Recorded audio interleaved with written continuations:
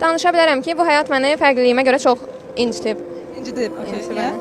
Qınayıblar, pis sözlər deyiblər. Orada. Düzdür, indi biraz müasirləşib Azərbaycan, yəni ki, inkişaf var deyə qınayanlar çox deyil də, amma yenə də yol qırağında görsələr, qeyri-adi baxışla baxanlar çox olur, gözəl baxışla baxanlar da çox olur. Hamısı Bu cəmiyyətin mədəni kodları sizə ağır cinayətlər etməyi, zorakılıq göstərməyi, rüşvət almağı, başqalarına neqativ təsir göstərməyi dəstəkləyəcək.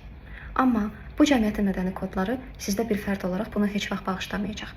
Bu, sizin fərqli olmağınızla bağlıdır. Bu fərqlilik özünü genetik xüsusiyyətlərdə, xarici görünüşdə, həyat tərzinizdə, qidalanmada, istifadə etdiyiniz geyimlərdə, səsləndirdiyiniz fikirlərdə, daşıdığınız dəyər sistemlərində də belə özünü göstərir.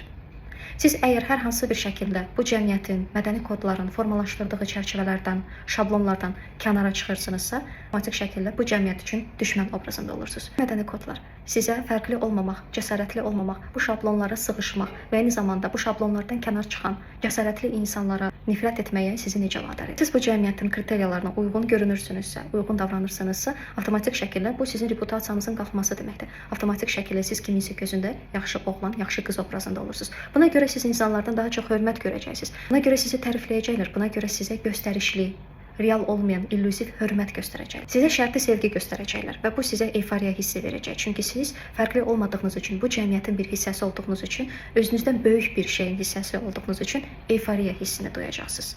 Və bu euforiya hissi ilə bərabər verilən bu dogmanın sayəsində bu şablonlardan kənar insanlara nifrətlə baxacaqsınız. Bəzi situasiyalarda siz cəsarətli olmaq istəyəcəksiniz, özünüz olmaq istəyəcəksiniz. Amma bu daxilləşdirilmiş avtoritet səsi o qədər sizi idarə etməyə davam edəcək ki, siz bu cəmiyyətdə cəsarətli olmağa özünüz icazə verməyəcəksiniz. Və buna icazə verən insanlara ləndirdiyi fikirlər tamamilə fərqli davranışlara görə onu linçləməyə, ona aqressiyanızı, qəzəbinizi tökməyə hazır olacaqsınız. Bu yükü xüsusən məhdudiyyəti olan şəxslər və genetik xüsusiyyətlərə görə xarici görünüşündə fərqliliyi hiss edən şəxslər daşıyacaq. Onlar uşaq vaxtından avtomatik şəkildə öz həmyaşıdları, qoşulları, qohumları tərəfindən xarici görünüşlə bağlı lağlağı, gülüş, yersiz zarafatlar, təhqir dolu, tənqid dolu daim fikirlər işləyəcək. Və bu fikirlər o qədər hər gün onlar eşidəcək ki, bu artıq onların daxili səsinə çevirməyə başlayacaq.